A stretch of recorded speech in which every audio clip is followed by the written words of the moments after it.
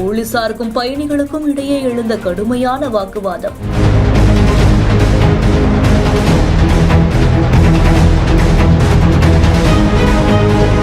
பஞ்சபூத ஸ்தலங்கள்ல அக்னி ஸ்தலமா இருக்கக்கூடிய திருவண்ணாமலை அருணாச்சலேஸ்வரர் கோவிலுக்கு தமிழகம் மட்டும் இல்லாம ஆந்திரா, கர்நாடகா, தெலுங்கானா இப்படின்னு பல வெளி மாநிலங்கள்ல இருந்துமே ஆயிரக்கணக்கான பக்தர்கள் வருகை தந்து சுவாமி தரிசனம் செய்து போறது வழக்கம். அந்த வகையில சித்ரா பௌர்ணமியை முன்னிட்டு திருவண்ணாமலை கோவில்ல நேற்று இரவு 9:57 மணிக்கு தொடங்கிய சித்ரா பௌர்ணமி இன்று இரவு 11:07 மணி வரை கிரிவலத்துக்கு உகந்த நேரம் அறிவிக்கப்பட்டுச்சு. இதை தொடர்ந்து லட்சக்கணக்கான அளவில் திரண்ட பக்தர்கள் 14 கிலோமீட்டர் தொலைவில் இருக்கக்கூடிய கிரிவல பாதையில புனித நடைப்பயணம் மேற்கொண்டு வழியில் இருக்கக்கூடிய அஷ்டலிங்கங்களையும் வழிபட்டிருந்திருக்காங்க.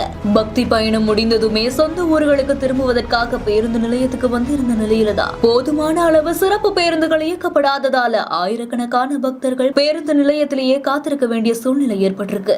குறிப்பா திண்டிவனம் சாலை புதிய பேருந்து நிலையத்துல சென்னை, புதுச்சேரி உள்ளிட்ட வழித்தடங்களுக்கு போதிய பேருந்துகள் இல்லாததால காலை 10 மணியில இருந்து கொளுத்துற வெயில கூட பொருட்படுத்தாம குழந்தைகள், பெரியவர்கள்னு வரக்கூடிய பேருந்துகளுக்காக காத்திருந்திருக்காங்க. இதனால ஏற்கனவே நிரம்பி வழிந்து வரக்கூடிய அரசு பேருந்துகளை வழிமறித்து பேருந்துடைய படிக்கட்டில நின்றபடியும் ஜன்னல பிடித்து தொங்கியபடியும் போனது பரபரப்பை ஏற்படுத்தி இருக்கு. இது குறித்து சம்பவ இடத்துக்கு விரைந்து வந்த போலீஸ் அதிகாரிகள் அங்க இருக்கக்கூடிய பயணிகள் கிட்ட பேச்சுவார்த்தை நடத்தும் பொழுதுதான் பயணிகளுக்கும் போலீசாருக்கும் இடையில கடுமையான வாக்குவாதம் ஏற்பட்டிருக்கு. சிறப்பு பேருந்துகளை வழிமறித்து முற்றுகை செய்த சம்பவம் பெரும் பரபரப்பை ஏற்படுத்தி இருக்கு. இந்த செய்தி குறித்த உங்களுடைய கருத்துக்களை ஷேர் பண்ணுங்க. மேலும் செய்திகளை உடனுக்குடன் தெரிந்து கொள்ள பிஹைண்ட் நியூஸ் வாட்ஸ்அப் சேனலுடன் இணைந்திருங்கள். இந்த செய்திகளை வழங்கியோர் grand royal tours, Naturals, customer first, Chennai Samartha aviation college.